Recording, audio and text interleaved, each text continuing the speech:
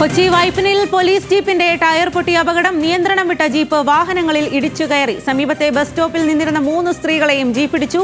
അപകടത്തിൽപ്പെട്ട ജീപ്പിന് ഇൻഷുറൻസ് ഇല്ല. കൂടുതൽ വിവരങ്ങളുമായി സഹിൻ ആന്റണിയാണ് ചേരുന്നത്. സഹിൻ, വലിയൊരു അപകടം തന്നെയാണ് സംഭവിച്ചത്. പരിക്കേറ്റ ആ സ്ത്രീകളുടെ ഒരു ആരോഗ്യനിലയൊക്കെ എങ്ങനെയാണ്? അതുപോലെ തന്നെ ജീപ്പിന് ഇൻഷുറൻസ് ഇല്ല എന്ന് പറയുന്നു. ഏത് രീതിയിലായിരിക്കും ഇനി നിയമ നടപടികൾ മുന്നോട്ട് പോവുക? ഞാറക്കൽ പോലീസ് സ്റ്റേഷനിലെ ജീപ്പാണ് ഇന്ന് വൈകുന്നേരത്തോടുകൂടി വൈപ്പിൻ ചെറായി പള്ളി സ്റ്റോപ്പിൽ വെച്ച് ടയർ പൊട്ടിയതും നിയന്ത്രണം നഷ്ടപ്പെട്ട് ആളുകളെയും ഒപ്പം തന്നെ വാഹനങ്ങളെയും ഇടിച്ചു തെറിപ്പിച്ചതും. എന്തായാലും ഈ ജീപ്പ് ബസ് സ്റ്റോപ്പിൽ നിന്നിരുന്ന 3 സ്ത്രീകളുടെ ദേഹത്ത് മുട്ടിയിട്ടുണ്ട്. കൂടാതെ ഇതിന് എതിർദിശയിൽ വന്നിരുന്ന എയ്സ് മിനി ലോറി തുടങ്ങി നിരവധി വാഹനങ്ങളിൽ ഇടിക്കുകയും ചെയ്തു. മറ്റൊന്ന്, ഈ ജീപ്പിന് ഇൻഷുറൻസ് ഇല്ല എന്നുള്ളതാണ് മനസ്സിലാക്കാൻ കഴിയുന്നത്. കഴിഞ്ഞ 7-ാം തീയതി ജീപ്പിന്റെ ഇൻഷുറൻസ് കാലാവധി അവസാനിച്ചിരിക്കുന്നു. അത് കൃത്യമായി തന്നെ രേഖകളിൽ വ്യക്തമാണ്.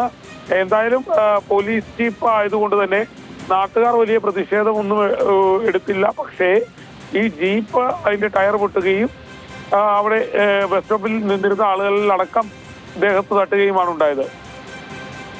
ശരി സഹീൻ, കൊച്ചി വൈപ്പിനിലാണ് പോലീസ് ജീപ്പിന്റെ ടയർ പൊട്ടി അപകടമുണ്ടായത്. നിയന്ത്രണം വിട്ട ജീപ്പ് വാഹനങ്ങളിൽ ഇടിച്ചു കയറുകയും സമീപത്തെ ബസ് സ്റ്റോപ്പിൽ നിന്നിരുന്ന 3 സ്ത്രീകളെയും ഇടിച്ചു എന്നുള്ളതാണ് വിവരം.